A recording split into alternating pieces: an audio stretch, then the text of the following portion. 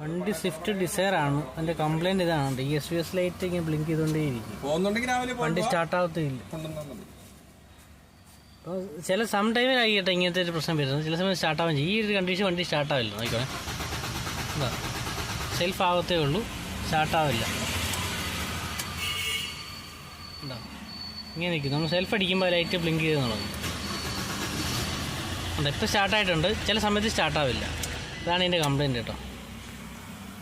Code വരുന്നത് ഇങ്ങനെ code, immobiliser system മാൽ function ഇങ്ങനെ കോഡ് വരും കേട്ടോ. ആ ലൈറ്റ് ബ്ലിങ്ക് ചെയ്യുന്നത് ഈ ഒരു കോഡിൻ്റെ ഇതിലേക്കുവേ. അപ്പോൾ നമുക്ക് അതിൻ്റെ കംപ്ലയിൻ്റ് ഒന്ന് നോക്കാം. നമ്മളതിൻ്റെ വയറിങ് കാര്യങ്ങളൊക്കെ ചെക്ക് ചെയ്തു. ഇപ്പോൾ മെയിൻ റിലേ ഒക്കെ മാറ്റി നോക്കി, പക്ഷേ കംപ്ലയിൻ്റ് അതല്ല. ഇതിൻ്റെ ECM വെള്ളം ഇറങ്ങുന്ന ഒരു പ്രശ്നം വരാറുണ്ട്. നമുക്ക് എന്തായാലും ECMഉം ICMോടും ചെക്ക് ചെയ്തിട്ട് ബാക്കി പറയാം, കംപ്ലയിൻറ്റ് പറയാം. അപ്പോൾ വയറിങ് കാര്യങ്ങൾ ICMലേക്കുള്ള പവർ സപ്ലൈ എല്ലാം ഓക്കെ ആണ് കേട്ടോ. പിന്നെ ഇത് ഈ മൊഡ്യൂളിൽ എന്തെങ്കിലും ഇഷ്യൂ വന്നാൽ ഇനി അങ്ങനെ സംഭവിക്കുള്ളൂ. എന്താണെന്ന് ചെക്ക് ചെയ്ത് നോക്കട്ടെ. നമ്മളിതിൻ്റെ ECMഉം ICM അയച്ചേക്കാം, നമുക്ക് ചെക്ക് ചെയ്യേണ്ട ഈ സംഭവം. കാരണം ECMനകത്ത് വെള്ളം ഇറങ്ങുന്ന കംപ്ലയിൻറ്റ് വരാറുണ്ട്.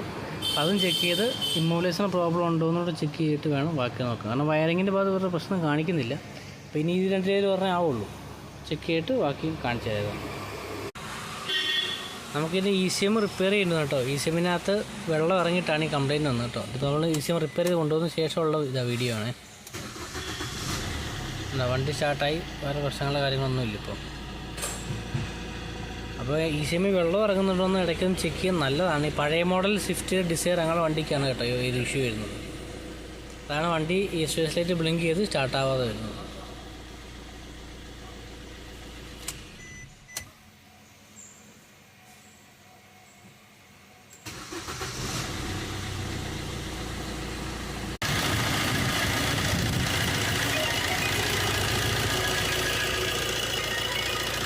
ECMൻ്റെ ഇവിടുന്ന് വെള്ളം ഇറങ്ങിയിട്ടാണ് ഈ കംപ്ലയിൻറ്റ് കിട്ടിയത് കേട്ടോ.